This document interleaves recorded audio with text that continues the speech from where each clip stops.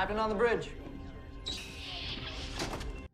Alright, captains, we are back on the bridge, and today we've got some things to go over from the Star Trek Online official Twitter feed. So, on screen.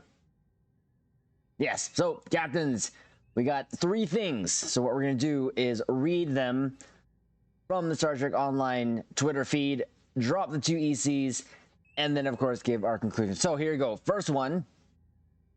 So we knew, captains, from yesterday's update video that there was issues with giving us progression for the event campaign.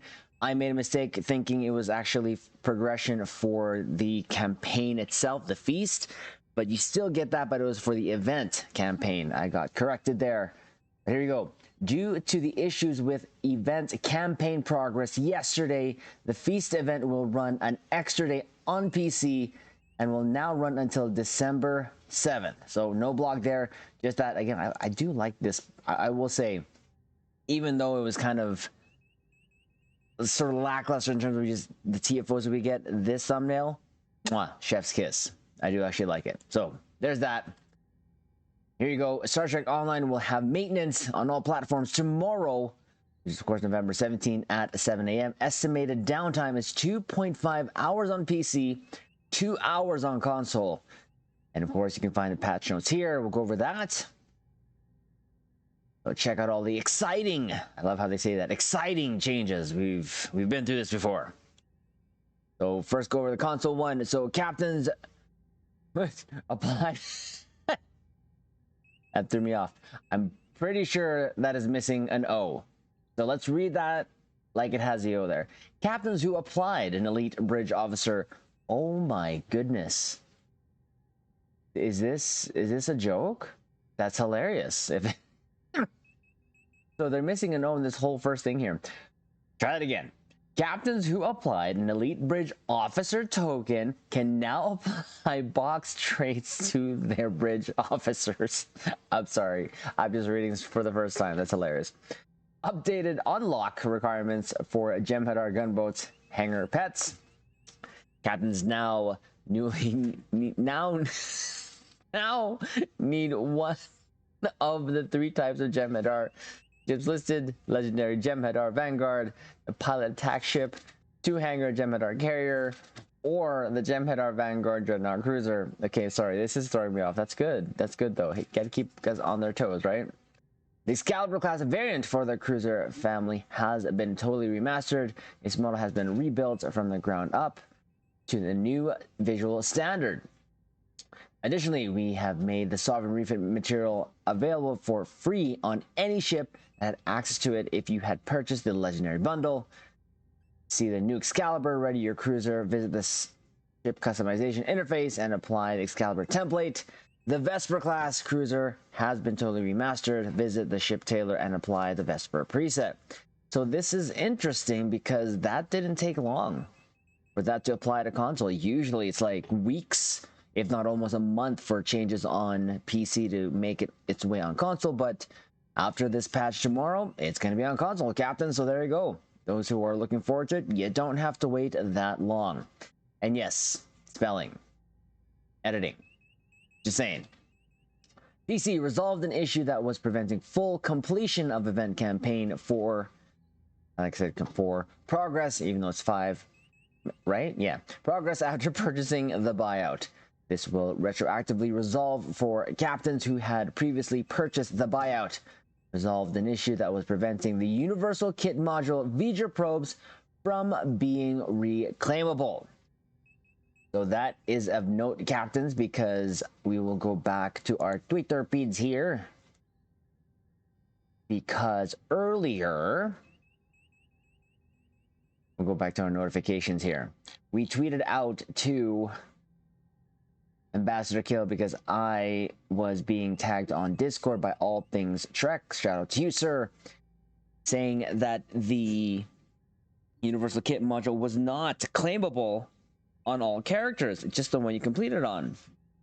And of course, what I had done was tweeted Ambassador Kale with a picture of the in-game info from the claim info tab, and it did say characters can return here to claim the event prize. So I tagged Ambassador Kale. He actually answered replied back very quickly, looking into this now, and of course now it has come to fruition there that it's going to be fixed as of tomorrow. So yes, just like any of the other past events, the rewards are all account unlock. So there you go.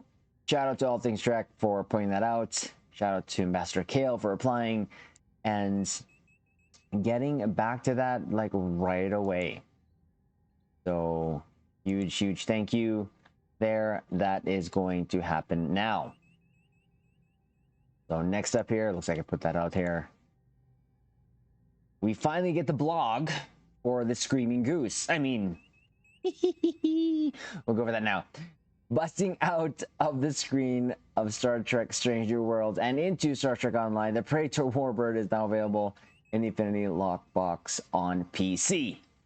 Funny how this came out after the ship was released. It is what it is. So there it is. Go over the blog here. Not a shot of it there. This is a different model, but we'll get into that. So become the Praetor. Yesterday's blog was hilarious. Praetor. Praetor. Praetor. The Praetor Command Warbird Battlecruiser is now available in the Infinity Lockbox. The first iteration of this design was created by the Romulan Star Empire to serve as the flagship of the Praetor at the time. Although the Empire eventually gave way to the Republic following the devastation caused by the Hobus supernova, effective and stylish designs such as this one are not easily abandoned. In the modern era, it has been refitted with the latest and powerful weapon arrays and subsystems to complement its excellent communication and coordination systems. This brand new Romulan starship from Star Trek Strange New Worlds is live on PC right now and will be coming a little bit later on the Xbox and PlayStation. It'll be available as a part of an update to the Infinity Lockbox. Continue reading further on for all the full details on this new starship offering. At least they included the O's this time around. So there is a shot of the ship there, and as I'd mentioned, this, even from any angle, is not appealing to me at all. Someone said screaming bird or goose or whatever, and I'd have to agree with them. But yes, there it is. Anyways, Praetor Command Warbird Battlecruiser. The Praetor is now a devastating battlefield asset, a technology demonstrator, and a highly protected mobile command post all in one. Never intended for mass production, this unique class of ship is specialized in one respect, giving as much power as possible to the fleet commander, as if the ancient concept of a royal guard was forged into a single massive device. Praetors coordinate the fleet, direct local intelligence efforts, and defeat all threats to Romulan authority on the battlefield or of it. And then came Hobus at the collapse, the Diaspora, the slow motion civil war. I almost said slow motion. The cagey and autocratic design philosophy that produced the Praetor has found a lucky niche in this new galaxy.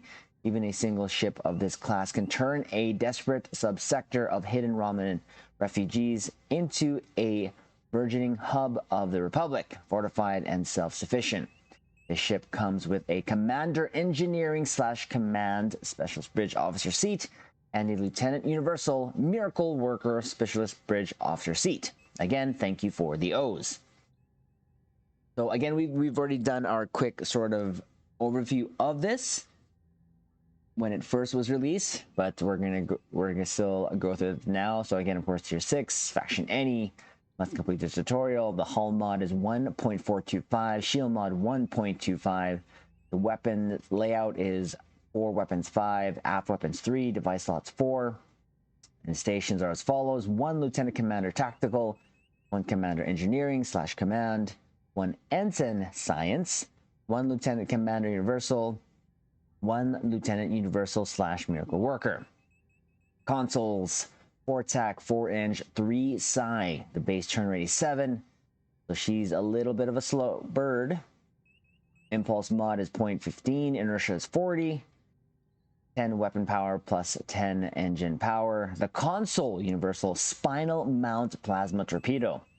It can equip dual cannons, Ramen battle cloak, inspiration, ship mechanics, singularity abilities is 40 base for all subsystems, plasma shockwave, quantum absorption, warp shadow, singularity jump, singularity overcharge. I think you forgot an E there. I could be wrong. Starship mastery. I'm sorry, captains. Battle cruiser, of course. It's plus physical and kinetic damage resistance, plus crit severity, plus energy damage resistance, and plus maximum HP. And the Admiralty stats is Eng 57, Psi 44, attack 25, with the special being plus 6 attack per any ship.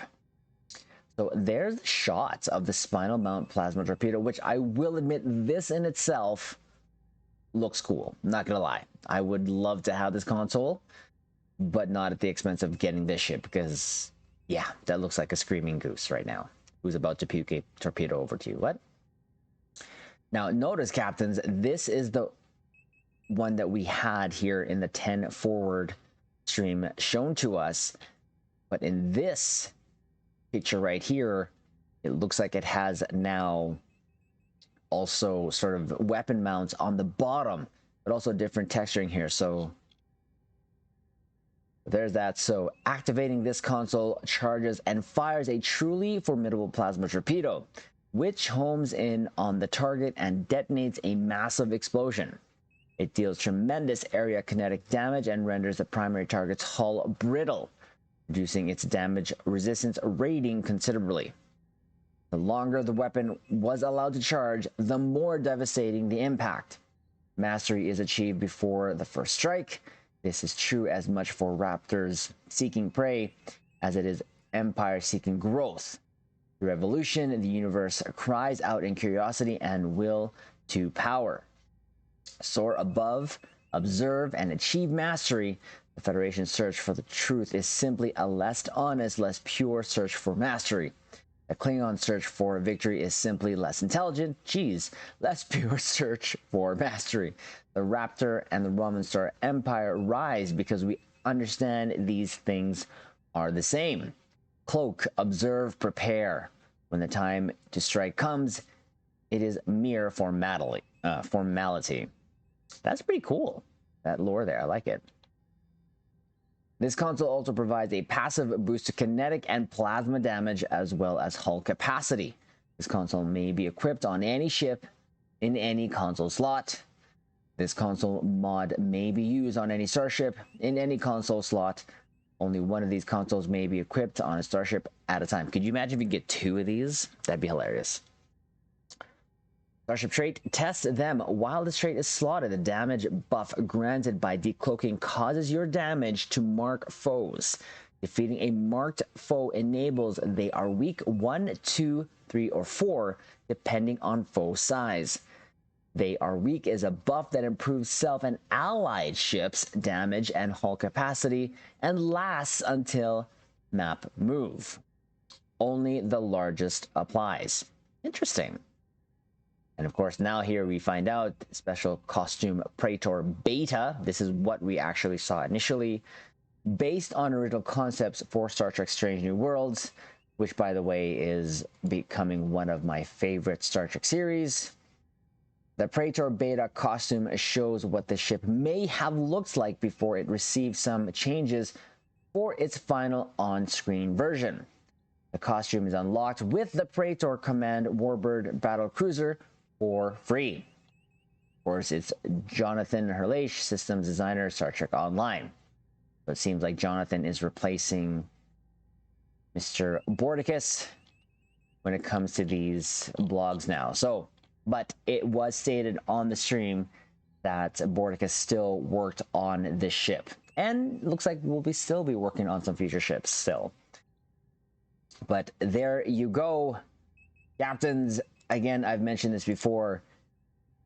This ship is not necessarily my cup of tea.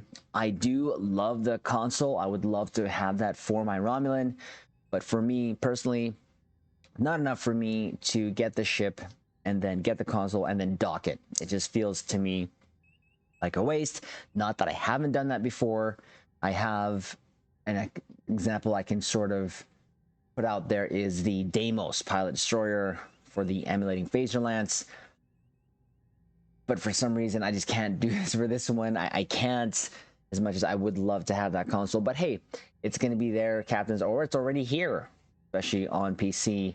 And of course, will come soon to the console bridge. And yeah, it's a great addition, I think, especially coming from Strange New Worlds.